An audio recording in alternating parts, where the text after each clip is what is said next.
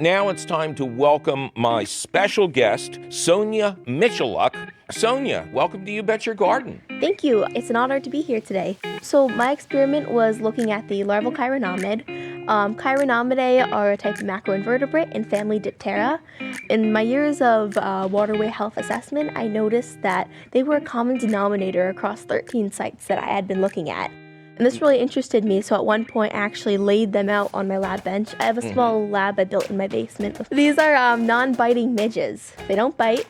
However, they are everywhere. They're a very ubiquitous creature. They are found on every continent. There actually are an estimated over 10,000 species in this family. I developed a proposal to build and lead a microbiology lab for DNA analysis. To make vision a reality, I specified capital equipment and demonstrated the technological potential.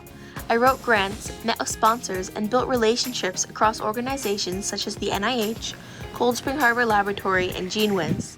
I believe that clean water and access to green spaces are a fundamental right for everyone. In our society, we have very strong incentives for people to extract and develop natural resources. This is great for our economy, but needs a counterbalance to avoid what has become known as the tragedy of the commons, where individual self-interest unfortunately leads to less than optimal management of common natural resources. Our population is relying more on surface water for drinking. Accurate data is important for managing our water resources.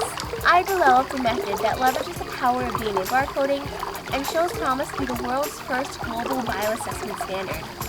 My method of DNA barcoding larval chironomid genera will help to manage our freshwater resources by capturing the cumulative effects of any stressor. You discovered a way to monitor the health of the waterway almost by just seeing what species of these midges are predominant. The biological health of a stream is a reflection of all other factors thrusted upon it. So any ecological factors, geological factors, chemical factors, even like weather, it's all going to be a reflection of that. I worked with Sonja on an effort to preserve some environmentally sensitive headwaters that were on the Princeton Ridge. Sonja's research and dedication was critical to our effort. It brought kind of an academic and analytical element to our preservation effort that we hadn't had prior to her joining our team. Was very lucky to have her, and ultimately her data proved to be the critical linchpin to our success. The World Economic Forum calls scarcity of fresh water one of the largest risks our global population faces in the coming decade. 2.7 billion people experience water scarcity at least once per year, leaving us more dependent on surface water for drinking. This requires more filtration infrastructure and more monitoring of surface water sources. It is important that we are all well aware that climate change is happening around us and how we are contributing to it. Of great concern is the frequency of hearing that science is an ideology rather than a process. Without using data for informed decision-making, we will struggle to create a coherent structure of public policy that balances the needs and desires of the present with the costs and consequences of ourselves and future generations. We cannot afford to let the economic and political interests of the moment outweigh the needs of the future.